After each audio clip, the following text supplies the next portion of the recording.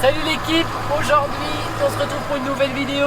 On va atteler la charrue sur le T7, donc la masse à l'avant et la charrue cune derrière. Joe va me suivre avec le 6080 et la grégoire Besson. On va attaquer un champ de 20 hectares avec 1 km de long pour entamer les semis de blé et d'orge.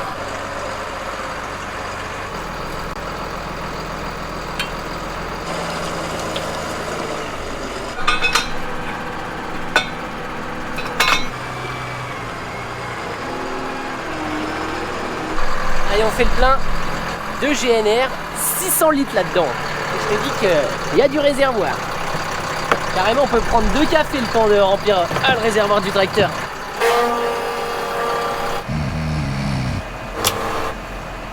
Oh putain.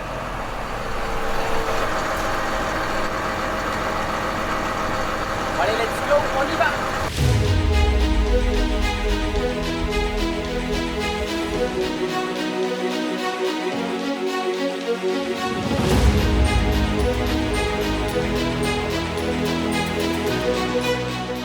On commence le chantier, même les voisins à côté, ils labourent à 2 tracteurs avec les JD. Moi j'entame le premier passage et Joe me suit. Et comme d'habitude, la petite astuce avec le GPS, en fait j'ai pris un point A à l'autre bout et un point B à l'autre bout et ça m'a créé une ligne droite. Et là je touche pas le volant.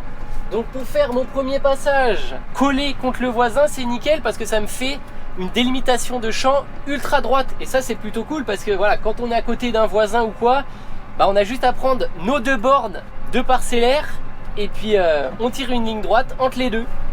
Et comme ça fait vraiment un bord nickel.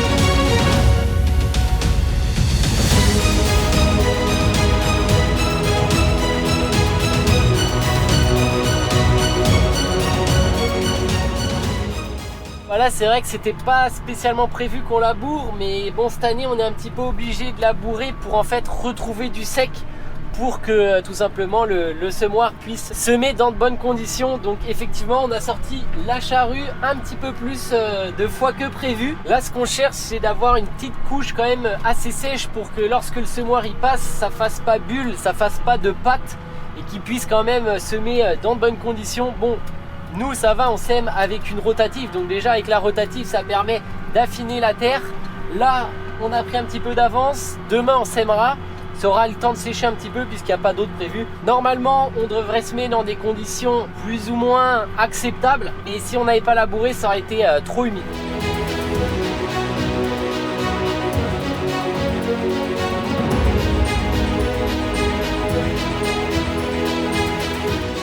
Allez, un bon carré de fait. Je dirais qu'on a fait un bon tiers du champ. Comme vous pouvez le voir, il fait nuit complet. Bon, en même temps, on est à l'heure d'hiver, c'est un peu normal. Là, on va s'arrêter avec Joe. On va laisser les tracteurs sur la parcelle. On a largement d'avance pour demain par rapport au tracteur semoir. Donc, on reprendra gentiment demain. On a repris le chantier assez tôt avec Joe juste derrière moi, et ce que je craignais hier c'est bien réalisé. Effectivement là on voit vraiment de la brume, une petite bruine un peu, même s'il n'y a pas vraiment d'eau, ce qui fait que pour semer on va devoir un petit peu attendre. Bon, c'est vrai que là on n'a pas de pluie, mais on n'a jamais un jour avec du soleil, c'est vraiment gris tout le temps. Donc j'espère que ça va se lever un petit peu plus tard dans la matinée. Mais bon, nous en tout cas on continue notre parcelle de 20 hectares. C'est une parcelle qui est quand même assez simple à travailler vu que c'est du limon. Même si quand même on arrive à des fois faire un petit peu de la viande. C'est vrai que c'est impressionnant cette année. Bon allez, on a fini de faire l'intérieur du champ. Là je vais rentrer avec Joe dans son tracteur. On va laisser uniquement le T7 dans le champ pour pouvoir faire les tournières, les fourrières comme vous voulez. Et puis on va revenir avec le semoir tout simplement. En tout cas le temps il s'est toujours pas levé et là il est midi. Mais ça va le faire quand même. Là il y a pas mal de monde qui sème aux alentours, donc Donc c'est bon signe. Bon, Sylvain est parti semer dans le champ qu'on a fait ce matin et hier. Là, moi, je vais reprendre le 6080, je dételle la charrue pour atteler le semoir direct. En effet, on va essayer de semer en direct dans notre champ de sarrasin à côté de la ferme. Donc le champ que vous avez vu dans la vidéo de sarrasin, on va essayer de le faire en direct sans toucher au sol. Ça va éviter de déchaumer, labourer, on ne sait pas trop comment la travailler vu que c'est de l'argile. Donc si on laboure, ça va faire de la viande, on va pas pouvoir semer. Si on déchaume et passer la rotative dans juste du déchaumage, c'est la merde. Si on met le chisel, ça va s'enlacer, ça va bourrer dans les dents. Donc on a dit on va essayer de faire au Gaspardo, au semoir direct, comme ça on touche pas le terrain. Franchement j'ai hâte de voir ce que ça va donner, est-ce que ça va bien faire et surtout au niveau du rendement etc. L'année prochaine, franchement on va voir, hâte. Et puis si c'est concluant, pourquoi pas les années suivantes penser à ce mode de travail quoi, en culture simplifiée quoi. Bon allez, je dételle ça et on va chercher au hangar de la Cuma le Gaspardo.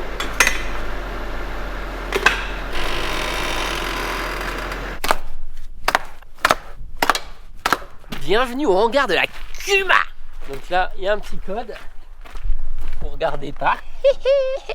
Waouh. Donc voici la bête, le Gaspardo juste là. Bon, on va atteler ça, on retourne à la ferme, on fait le plein des semences, tout ça, tac tac tac. Et demain on attaque. Aujourd'hui on va se tenir tranquille pour que ça sèche encore un petit peu.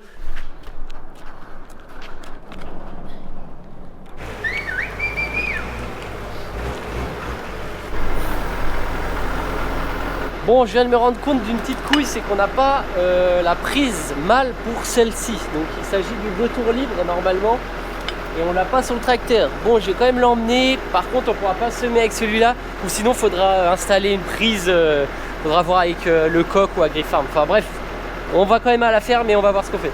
Ah ouais, il est où le truc là? Mais bon, c'est passé. Par contre, j'ai dû baisser l'engin. Voilà. Bon, allez, direction la ferme et on va voir ce qu'on va trouver comme solution. Le Gaspardo est à la ferme, c'est good, on réglera ça plus tard. Quel tracteur on prend, on verra ça plus tard. La priorité au semis, je vais remplacer Sylvain au champ.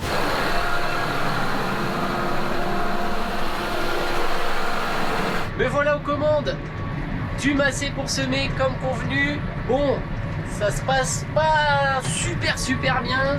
La terre est vraiment humide hein, malgré le fait qu'on ait labouré d'avance. Le temps veut pas se lever comme je disais tout à l'heure.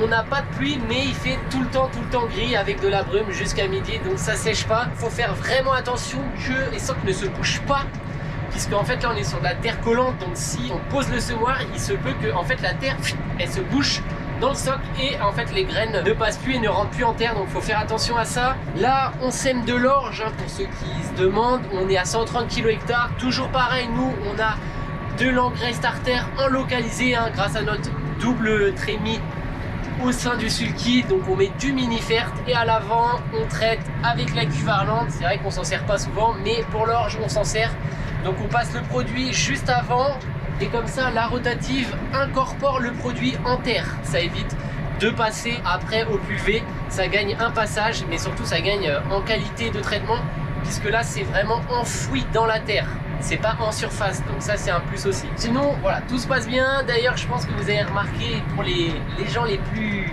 hardis qui font attention aux détails, il y a un petit changement au niveau du tracteur.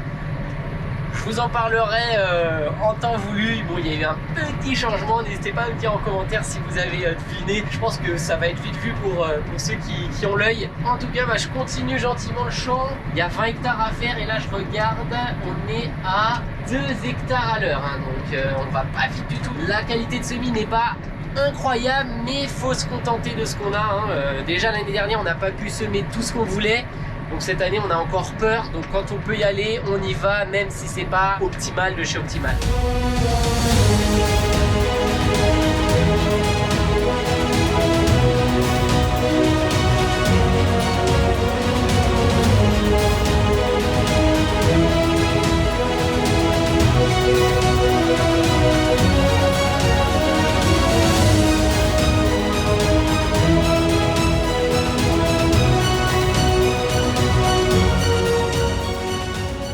Bon, le soleil commence à se coucher, moi je vais faire un petit tour dehors pour vérifier que tout se passe bien, notamment comme je vous avais dit, cette histoire de soc qui se bouge vu que c'est très humide. Puis on va en profiter pour passer un petit coup de brosse à l'avant. Vous voyez, c'est vraiment ces trous là où il faut faire attention. Faut pas que la terre elle bouge. Bon là ça va. Ouais, c'est bon, ça le fait.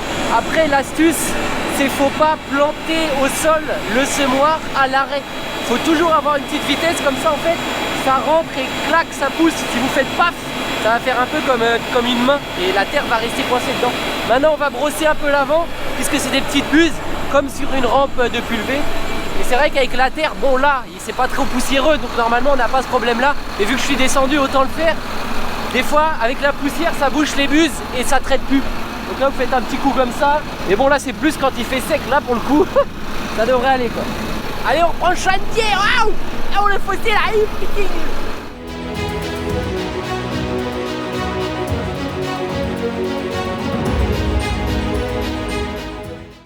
bon, ça a bipé, trémie une. Donc j'ai plus 2 semences d'orge. Mais bon, le tracteur, le T6 est juste là-bas avec le caisson. Je vais mettre ça en pause, je vais aller chercher le P6 et je vais faire le plein de la trémie et puis on est reparti. Moi je vais attendre en fait que la cuve avant soit vide pour rentrer à la ferme. C'est vrai que ça c'est un défaut d'avoir la cuve à l'avant. Pour la re-remplir on est obligé d'aller à la ferme et là on est en 4 mètres, on est assez loin de la ferme et c'est chiant parce qu'il faut retourner à la ferme. C'est un peu un défaut de ce système là mais bon.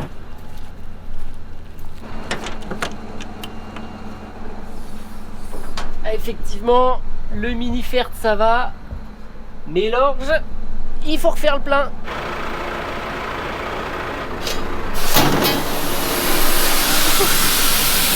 Ouais. Le plein est fait, je finis donc mon semoir et puis après je rentre à la ferme et ce sera fini pour ce soir. Normalement il me reste encore une petite heure, 1h30, le temps que la trémie se vide et puis on rattaquera demain.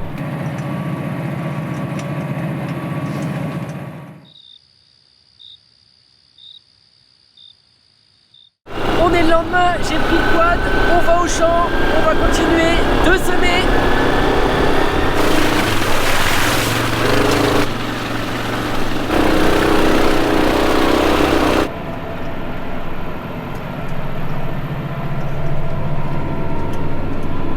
Le champ est terminé, de retour à la ferme, donc je vous tiens au courant concernant le semoir direct et le 6080. Bon, comme vous avez vu, on l'a dételé.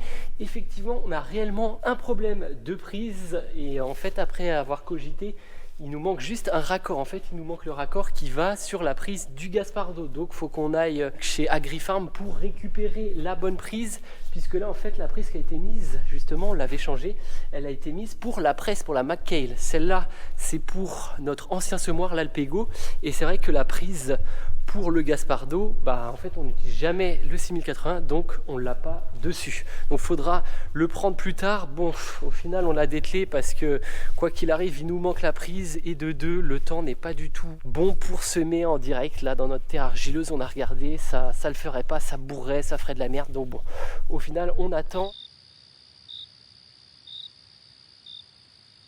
On a ratelé le Gaspardo sur le 6080 et toutes les connectiques marchent nickel, super. Donc vous voyez, on a réussi à brancher donc le gros flexible. Alors maintenant on va faire les tests de débit. Les 2 trémies sont remplis. Donc nous, comme d'habitude, on travaille toujours avec de l'engrais en localisé, que ce soit avec le semoir rapide ou le semoir traditionnel. Donc là on est passé sur du semis de blé, puisque au début de la vidéo c'était de l'orge. On est tous à fond, hein. Joe il est en train de labourer, Sylvain il va semer avec le sulky, moi je vais semer avec le Gaspardo en direct, donc juste derrière la ferme, là où il y avait le sarrasin. Tout est ok, je suis arrivé au champ, on va déplier le matériel. C'est vrai que c'est une première pour nous à la ferme, on n'a jamais fait de culture principale en semi-direct. Bien évidemment on en a fait pour du couvert ou par exemple pour du sarrasin, donc en culture secondaire, mais c'est vrai que là ça va être une première, on va voir ce que ça donne. Je déplie ça et maintenant il y a un petit axe à mettre pour que le semoir ne se relève pas pendant qu'on travaille. Ça permet qu'il appuie bien, parce que quand même la chose principale pour un semi-direct c'est qu'il soit quand même bien régulier, bien appuyé. C'est juste à ce niveau là. il y a un petit axe à mettre, donc celui-là on le passe en bas comme ça, ça joint les deux pièces et le semoir n'aura pas tendance à se relever avec la pression du sol.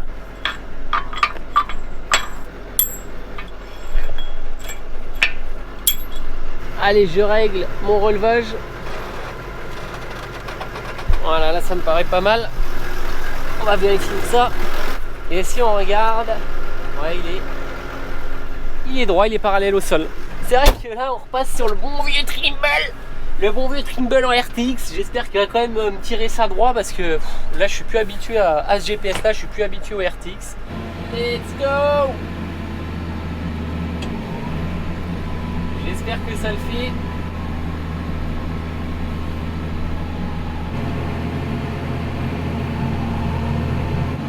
Bon bah c'est mort. Bon, je viens de voir le tracteur, il fait de la merde. 50 R à moitié. On va laisser ça tranquille. Ah, c'est pas concluant, ça fait de la merde, dommage, c'est trop humide. Hein. C'est impressionnant, ça fait plus d'une semaine qu'il pleut pas. Là en montée, c'est mort, ça patine trop. Le tracteur, ça fait vraiment glissette et puis vous voyez, ça fait de la merde. Dommage, c'est dommage, j'aurais bien voulu voir ce que ça donne en semi-direct, mais visiblement c'est mort.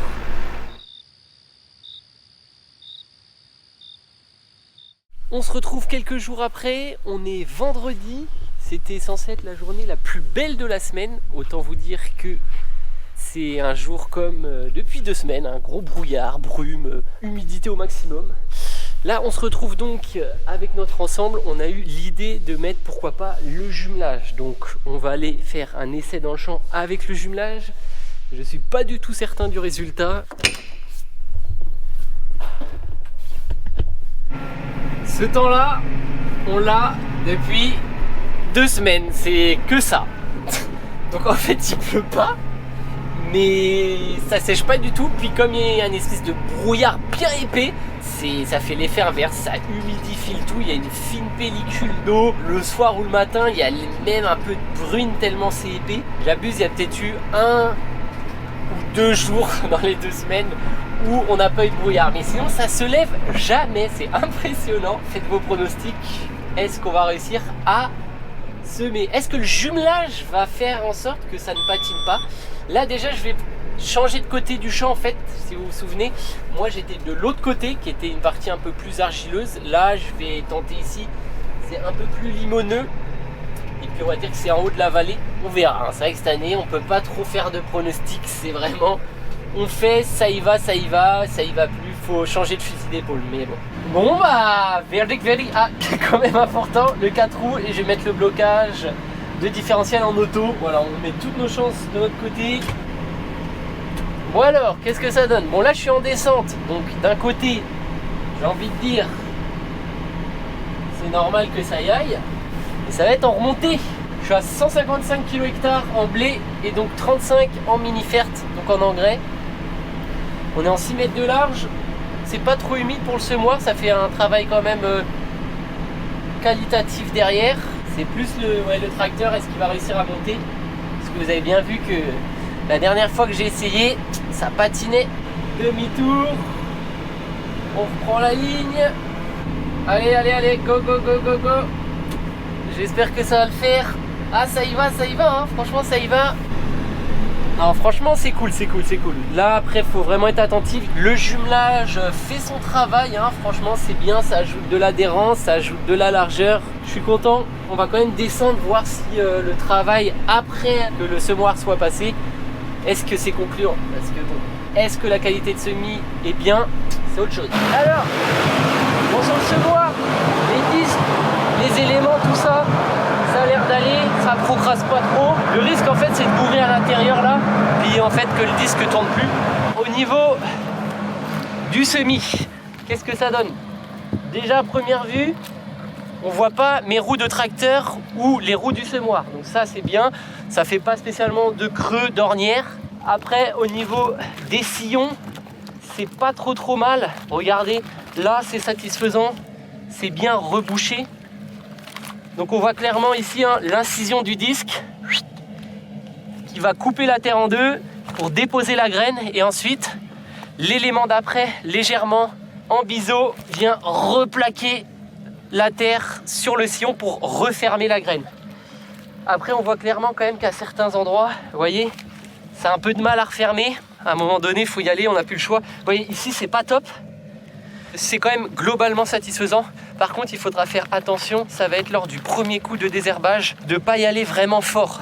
Parce que le problème, c'est que si on y va trop fort, justement, les graines qui ne sont pas bien renfermées dans le sol, eh ben, ça pourrait les couper. Donc là, sur ce champ-là, pour le premier coup de désherbage, il va falloir y aller mollo. Sinon, on risquerait de tuer les graines de blé. Bon, allez, j'y vais, les amis. Là, il n'y a pas le temps à perdre, vous voyez. Limite, plus je parle, plus le brouillard il revient. Genre, c'est purée le matin, purée le soir.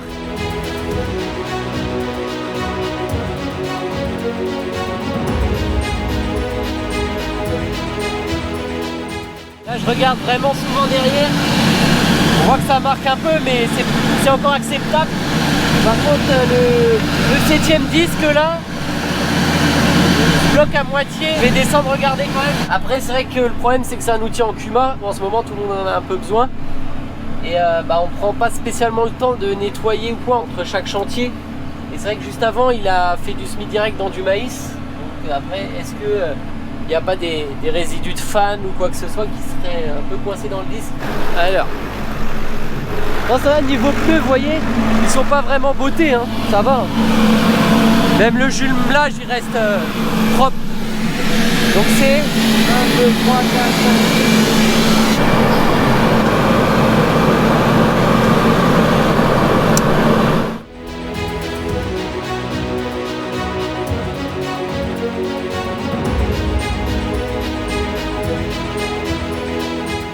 Rémi vide.